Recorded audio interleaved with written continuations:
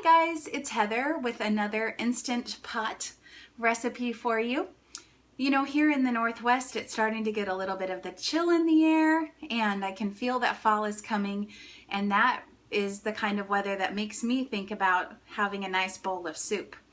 And so the recipe I'm going to share with you today is for split pea and potato soup made in my Instant Pot pressure cooker. You can, of course, make it in any kind of electric pressure cooker or even on the stove. So let me show you what's inside, what's in the ingredients. First thing I have going is 10 cups of water, and as you can see, I've already got that going, and by preheating your pressure cooker and preheating the water, you're going to make it come up to pressure a lot faster, and so that's a great way to cut even more time off making food in your pressure cooker, which is one of the best things about having an Instant Pot, is that instant satisfaction. So here's the ingredients. First of all, I have 1 pound of split peas. These are organic split peas, and I had 2 pounds, and so I'm using half the package. So I'm going to put that in, let that get started. There we go. And then I have 3 small russet potatoes. I'll show you why they're so small. I think it's a great way to use your small potatoes. I have 4 carrots, and that'll give a nice sweetness, as will the onion. Of course, onions are known for being spicy and having heat, but when you cook them, they turn sweet, so that's a good way to do that. And then we have some celery that I'm going to chop up and put in there. It's always good if you can get the celery that has the leaves on it. It gives it a little bit more flavor. And we have, for flavoring, we have some garlic. Love garlic, and so I'm putting in 4 cloves of garlic. Of course, you're going to want to adjust that for your family's taste. And finally, some liquid smoke. Now, most people are used to having their split pea soup with ham, but since this is a plant-based version, to give that smoky taste, I like to add a little bit of the liquid smoke, and it adds flavor without adding anything that I don't want, like ham. And so if you don't have liquid smoke or you don't use it, just leave it out. It'll still taste really good. All right. Then a couple pieces of equipment I'm going to use. I really like my Vidalia Chop Wizard, and I wanted to show you how fast and easy it is to do some potato split pea soup for your family using one of these Vidalia Chop Wizards. So let's go ahead and use it to do the potatoes. That's why I wanted the nice small potato. Just put it in there, smash it. It works a lot better on a surface. And look at that. See, perfectly chopped, same, very uniform pieces of potato, which is really good for cooking things in a pressure cooker, because pressure cookers do the best when everything is all the same size. So I have 2 more potatoes. I'm going to do those real quick. That beeping is saying that my water's hot now.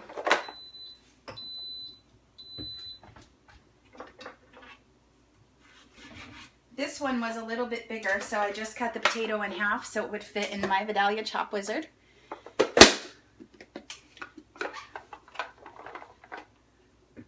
When my son was younger, he called this my food slammer. I can see why. All right, so now I have my 3 small potatoes, or about 2.5 cups of potato, about 2 cups of potato chopped up. Okay, put that in there. And I'm going to use the Chop Wizard again for the onion. And for the onion, you do want to cut it into quarters.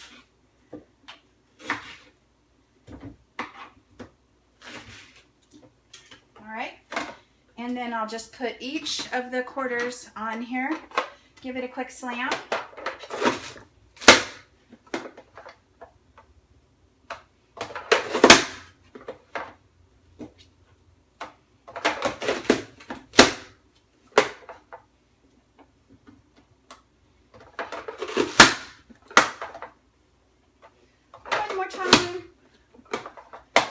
there you go. A chopped up onion before I had time to cry. So it's a great way to process onions if you don't really like that feeling in your eyes, which I don't. I didn't even have a chance to cry. All right. So if you're keeping track, that was 10 cups of water, 1 pound of split peas, about 2 cups of potatoes chopped up, and I leave the skins on. I wanted to tell you, I have this little brush peeler, so use the brush side, not the peeling side, because we want to leave those skins on. It gives a nice hardiness to the dish, but it also, the skin of the potato has a lot of the nutrition in it. And I do the same thing with my carrots. So I'm not going to peel my carrots, but I did scrub my carrots. So let's go ahead and do those. All I do with the carrots is cut the little tops off. And I'm not a chef, I'm just a mom who cooks for her family, just like most of you guys. And so I do want to show you, I don't have like fancy knife skills, but I do want to show you that if you hold the carrots like this, you can cut them really fast. So hang on just a second here.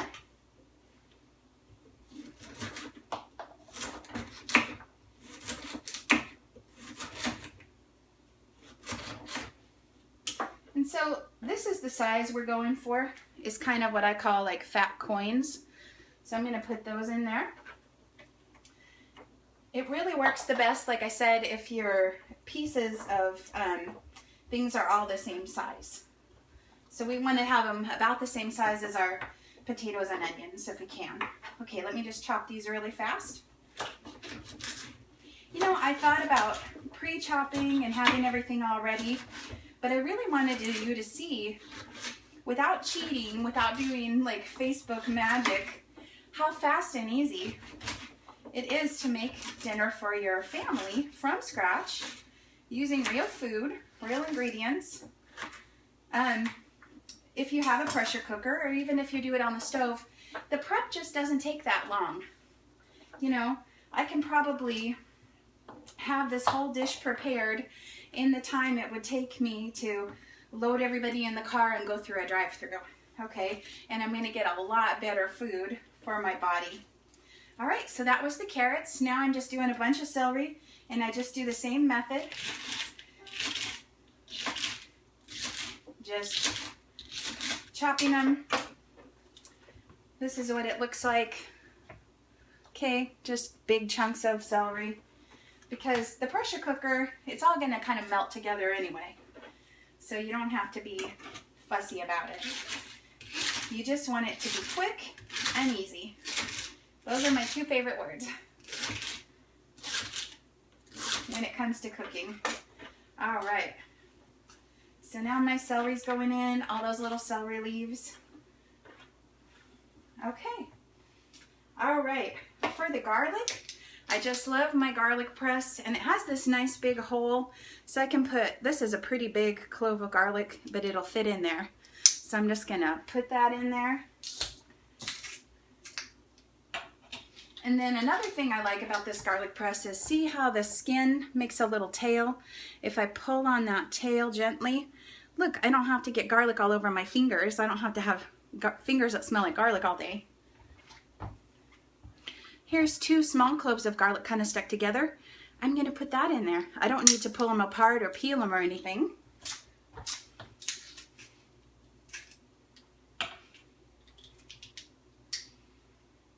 And again, it just pulls out really easily. And one more. Let me throw these little bits of garlic in there. The more garlic, the better, I say. You know, Dr. Michael Greger says that garlic is the vegetable that they've tested that they know is has the most anti-cancer properties. And it also tastes really great. Okay, I just have one more ingredient, and that is my liquid smoke. And you know, my mom never measured anything when she was cooking, and I don't really measure either most of the time. And so I just do a capful. It seems to be the right amount. So 1 capful. If I had to guess, I would say that's about a teaspoon. So when I write up this recipe in the description, it'll be about 1 teaspoon, okay? That is it, guys. Now all I have to do is set my pressure cooker. So the first thing is the lid. On the lid, there's this lock that keeps your pressure cooker from opening when the pressure's up. And it has 2 settings, one that says sealing and one that says venting. And so because I want it to come up to pressure, I need to set it on sealing. So I do. I set it on sealing.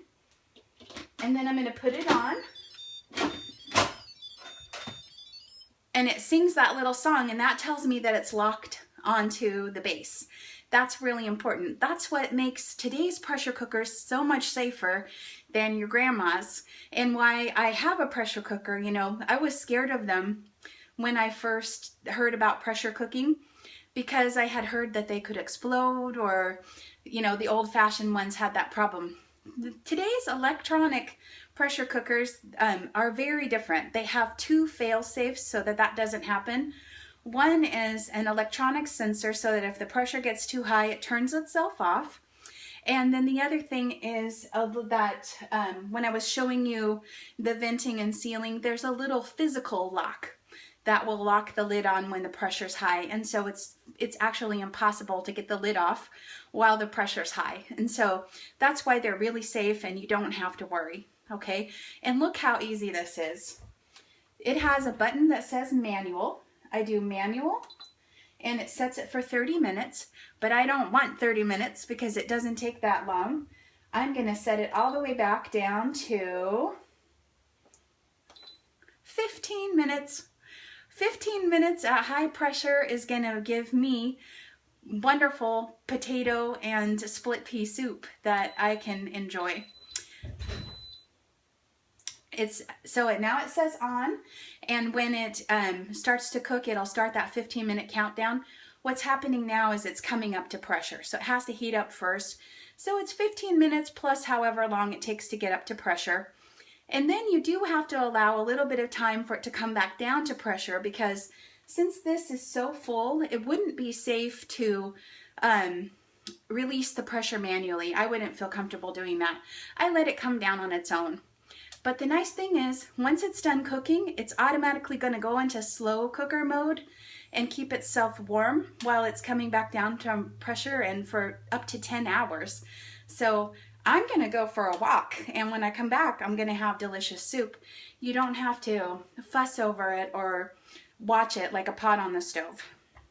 So since I know you probably don't want to wait for it to come up to pressure and then the 15 minutes and then the time to come back down, I actually already made some of this recipe last night when I was testing it out. And so let me show you what it looks like. There you go. I love split pea soup. I'm sorry, it doesn't show very well. It's hard to get the angle right. Let me see if I can tip the camera. Ooh, yummy. I love split pea soup, but something about having the potato in there just makes it even better. It's delicious. Just a little word about salt. So you notice I didn't put any salt in my recipe, and you shouldn't either while it's cooking, for sure, because with any kind of beans or legumes, split peas are a legume, you never want to add salt before it's cooked because it will make them tough and stuff. So if you like salt, you can add it at the end. I actually don't use salt, and there's a couple of different things you could try instead of salt. One thing is called Benson's Table Tasty. It's a salt substitute that really tastes good like salt. Another thing I like is dried celery. It's like dehydrated celery flakes. I really like that too. It gives it a nice salty taste, and you know, we put celery in the soup, so it goes really well in there. The other thing you can do is just leave out the salt, but leave a salt shaker on the table, and then each person in the family could just salt it to their own liking.